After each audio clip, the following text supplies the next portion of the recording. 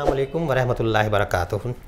आए फिर मैं अपने प्यारे आका सैयदुल मुरसलीन इमामुल अंबिया ख़ातमुल नबीयीन शफ़ीउल मुज़निबीन इमामुल अंबिया हज़रत मोहम्मद सल्लल्लाहु अलैहि वसल्लम की सीरत की वीडियो के साथ हाज़िर हुआ। मेरी आप लोगों से दरख्वास्त है कि सीरतुल नबी ख़ुद भी सुने, अपने बच्चों को भी सुनवाएँ, ख़ुद भी अमल करें और बच्चों से भी अमल करवाएँ, ताकि हमारी दीन और दुनिया दोनों में कामयाबी हासिल कर सकें। इस सेगमेंट की वीडियो के आखिर पे मैं एक हदीस बयान किया करता हूँ, तो कोशिश करें आप लोग उस पर लाजमन अमल करें, ख़ुद भी अमल करें और अपने बच्चों से भी अमल करवाएं।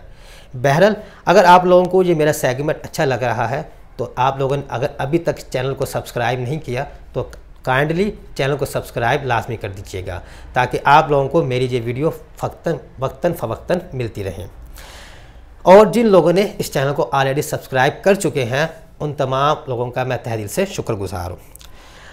जैसे कि आप लोगों को इल्म है, हमने आखिरी वीडियो में रसूल पाक सल्लल्लाहु अलैहि वसल्लम की 15 से 25 साल की उम्र के कुछ वाक़यात का तज़किरा किया था, जिसमें मैंने आप लोगों को बताया था कि रसूल पाक सल्लल्लाहु अलैहि वसल्लम पहली बार तिजारत के घर से शाम की तरफ जाते हैं और जो माल जिस तिजारत के लिए लेकर जाते हैं वो हज़रत खदीजा रज़ी अल्लाह ताला अन्हा का होता है। आपके इस सफ़र में हज़रत खदीजा का ग़ुलाम मैसरा भी साथ होता है। अब मैसरा की वहाँ पर मुलाकात नस्तूरा से हुई, जिसका मैं पिछली वीडियो में मुकम्मल आप लोगों को बता चुका हूँ। और उसके अलावा मैसरा ने यह बात भी ऑब्ज़र्व की थी कि जब गर्मी बढ़ती थी तो आपके सर पर एक बदली छाँव करने आ जाती थी। उसने तमाम बातें जो देखी थी और सुनी थी जाकर है खदीजा रज़ी अल्लाह ताला अन्हा को जाके बयान की। आप रज़ी अल्लाह ताला अन्हा का इन बातों का बहुत असर लिया और पहले भी ऑलरेडी वो आपके बारे में बहुत कुछ आपकी तारीफ़ और तौसीफ़ में सुन चुकी थी, इसलिए तिजारत के घर से आपको अपने काफ़िले का रहबर बनाकर भेजा था। ये तमाम बातें मैं पिछले वीडियो में आप लोगों से डिस्कस कर चुका हूँ। बहरहाल इन्हीं बातों की बुनियाद पर आप हज़रत खदीजा रज़ी अल्लाह ताला अन्हा ने रसूल पाक सल्लल्लाहु अलैहि वसल्लम को निकाह का पैगाम भिजवाया। आप तमाम कुरैश की औरतों में सबसे ज़्यादा बाइज़्ज़त, शरीफ और मालदार थीं।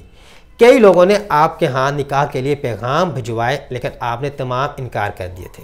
आपकी पहले 2 शादियाँ हो चुकी थी, जिनमें आपके खावंद वफ़ात पा चुके थे और इसलिए आप बेवा थी। आपके 2 बेटे और 1 बेटी जो पहले बताई जाती हैं। इसी तरह अगर बात की जाए, आपका नाम खदीजा और कुनियत उम्मे हिंद थी और लक़ब ताहिरा था। आपकी पैदाइश 555 ईस्वी में बताई जाती है, यानी कि वाक़या असहाब फील से 15 साल पहले की। आपके वालिद का नाम खुवैलद बिन असद बिन अब्दुल अज़ा बिन कसी बताया जाता है और आपकी वालिदा का नाम फ़ातिमा बिन्त ज़ायदा बताया जाता है। बाकी इंशाअल्लाह आपकी शख्सियत के बारे में और आपका तमाम बैकग्राउंड के बारे में मुकम्मल आप ही की वीडियो तारीख़ी एतबार से बनाऊँगा तो उसमें बयान करूँगा। बहरहाल नबी करीम सल्लल्लाहु अलैहि वसल्लम की शराफत, ईमानदारी और हुस्न इखलाक की वजह से हज़रत खदीजा ने आपकी तरफ निकाह का पैगाम भिजवाया, जिसको इब्ने साद में इस तरह बयान किया गया है कि हज़रत खदीजा ने नफीसा बिन्त मुनिया को भेजा और उन्हीं नफीसा की रिवायत कुछ ऐसे बयान की जाती है कि मोहम्मद जब शाम से वापस आए तो चुपके से खदीजा ने मुझे उनके पास भेजा और जाकर मैंने कहा, ए मोहम्मद, तुम्हें निकाह से क्या बात रोकती है? तो आपने फरमाया, मेरे हाथ में वो सामान नहीं है कि मैं निकाह कर सकूं, यानी कि मेरे पास इस कदर सामान नहीं है कि मैं निकाह कर सकूं। तो मैंने अर्ज़ किया कि अगर सामान हो जाए और आपको हुस्न जमाल और ज़रो माल और शर्फ की जानब दावत दूं तो क्या आप कबूल फरमाएंगे? तो आपने फरमाया, अच्छा वो कौन है? तो मैंने कहा कि वो खदीजा है। तो आपने फरमाया कि मेरे लिए क्यों कर? तो मैंने अर्ज़ किया कि ये मेरे ज़िम्मे है, यानी कि मैं उनको मनाऊंगी। तो आपने फरमाया ठीक है, फिर मैं वहाँ पर निकाह करने के लिए तैयार हूँ। तो मैंने जाकर वो पैगाम है खदीजा को बयान किया। तो है खदीजा ने कहा कि जाकर उन्हें कहो कि मैं उनको वक्त बताऊंगी, तब वो और अपने चाचाओं के साथ निकाह के लिए आ जाएं। तो उस वक्त पर रसूल पाक सल्लल्लाहु अलैहि वसल्लम अपने चाचाओं के साथ निकाह के लिए आए और हर खदीजा के चाचा अमर बिन असद ने वो निकाह करवाया। और उस निकाह के मौके पर अमर बिन असद का बयान था कि ये वो निकाह है जिसकी नाक नहीं टकराई जा सकती, यानी कि ये वो निकाह है जिसके बारे में कोई नुक्ताचीनी नहीं की जा सकती। अगरचा यहाँ पर कुछ बातों में इख्तलाफ पाया जाता है, यानी कि सीरत की किताबों में और तारीख़ की किताबों में कुछ बातों में इख्तलाफ है जो मैं आप लोगों को बयान करता हूँ। कुछ के नज़दीक ये पैगाम नफीसा ने नहीं बल्कि आतिका बिन अब्दुल मुतलब लेकर गई थी जो रसूल पाक सल्लल्लाहु अलैहि वसल्लम की फूफी थी। इसी तरह तारीख़ तिबरी में एक ऐसी भी रिवायत मिलती है कि जिसमें हज़रत खदीजा रज़ी अल्लाह ताला अन्हा ने खुद रसूल पाक से निकाह की बाबत बात की थी। इसी तरह यह भी इख्तलाफ पाया जाता है कि निकाह आया कि हज़रत खदीजा के वालिद ने करवाया या फिर आपके चचा ने करवाया।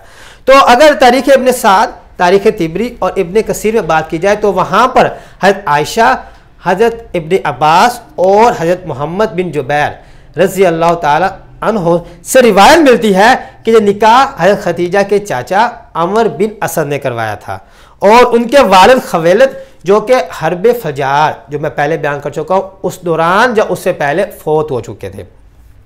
लेकिन सीरत हशाम में रिवायत मिलती है कि निकाह का पैगाम हज़रत हमज़ा रज़ी अल्लाह ताला अन्हो लेकर गए थे। किनके पास? भला हज़रत खदीजा के वालिद खवेलद के पास, और उन्होंने ही निस्बत करार दी और बाद में निकाह हुआ। तारीख़ इब्न खल्दून में भी आपके वालिद हज़रत खदीजा के वालिद का निकाह करने की रिवायत मिलती है। इसी तरह बाज़ जगहों पर एक वाक़या बयान किया जाता है कि हज़रत खदीजा रज़ी अल्लाह ताला अन्हा ने अपने वालिद को शराब पिलाकर इस निकाह के लिए तैयार करवाया था। यह वाक़या इब्न साद और तारीख़ तिबरी और इब्न कसीर में बताया गया है कि बिल्कुल मन गढ़ंत और गलत है, इसमें कोई सच्चाई नहीं है। और इसके अलावा क्योंकि वो लोग बयान करते हैं कि हज़रत खदीजा के वालिद की वफ़ात हरब फजार से पहले या बाद में हो चुकी थी, लेकिन इस वाक़े को बयान किया गया है। लेकिन जहाँ पर बताया गया है कि ये हज़रत खदीजा का निकाह उनके वालिद ने करवाया था, वहाँ पर भी इस वाक़े का कोई वजूद नहीं मिलता, इसलिए ये वाक़या बिल्कुल गलत है। अगर आप इस वाक़े को खुद पढ़ें तो आप देखेंगे इस वाक़े में कोई रब्त नहीं है, इसलिए अक़ली तौर पर भी ये वाक़या बिल्कुल गलत ही गर्दाना जाएगा। बहरहाल निकाह का खुतबा जनाब अबू तालिब ने पढ़ा, वो खुतबा क्या था इसका भी तज़किरा तारीख़ यकूबी और तारीख़ इब्न खल्दून में मिलता है, जो कि तकरीबन मिलता जुलता है, लेकिन तमाम मुअर्रिख़ इस पर मुत्तफ़िक़ नहीं है। तारीख़ अबुल फ़िदा के मुताबिक निकाह के वक्त जो महर मुकर्रर किया गया था वो 20 ऊँट थे। इसी तरह तारीख़ इब्न हशाम में जो बताया जाता है वो 20 जवान ऊँटनियाँ थीं, ये बताया जाता है महर के बारे में।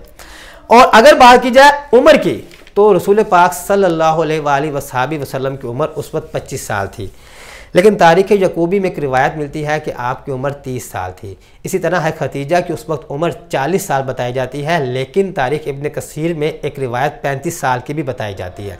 लेकिन मुतफ़क्का तौर पर तमाम मुअर्रिख़ और उलमा कराम इस बात पर मुत्तफ़िक़ हैं, वो ये है कि रसूल पाक सल्लल्लाहु अलैहि वसल्लम की पहले निकाह के वक्त उम्र 25 साल और हज़रत खदीजा की उस वक्त उम्र निकाह के वक्त 40 साल थी। इसी तरह तमाम इसी बात पर मुत्तफ़िक़ हैं कि वो निकाह हज़रत खदीजा के वालिद ने नहीं, हज़रत खदीजा के चाचा अमर बिन असद ने करवाया था।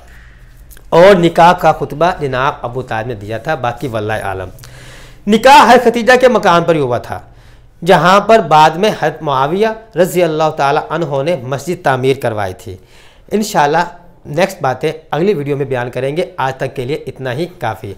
अब हम चलते हैं आज की हदीस मुबारका की तरफ। तो आज की हदीस सही बुखारी शरीफ से है, हदीस नंबर 9 है, जिसका मफहूम यह है जो हज़रत अबू हुरैरा रज़ी अल्लाह ताला अन्हो से रिवायत की जाती है कि आप सल्लल्लाहु अलैहि वसल्लम ने फरमाया कि ईमान की 60 से कुछ ऊपर शाखें हैं और हया भी ईमान की एक शाख है। अफसोस यही शर्म व हया आज हम में और हमारी आंखों से नापैद होता जा रहा है। आए आज हम तहिया करते हैं कि हम अपने ईमान को बचाने के लिए और दुरुस्त मानों में ईमान वाला बनने के लिए शर्म व हया को अपनी ज़िंदगी का हिस्सा बनाएंगे और इसको हम यूँ नापैद होने नहीं देंगे। आज के लिए इतना ही। इंशाअल्लाह नेक्स्ट वीडियो में मिलते हैं। ओके, अल्लाह हाफिज़।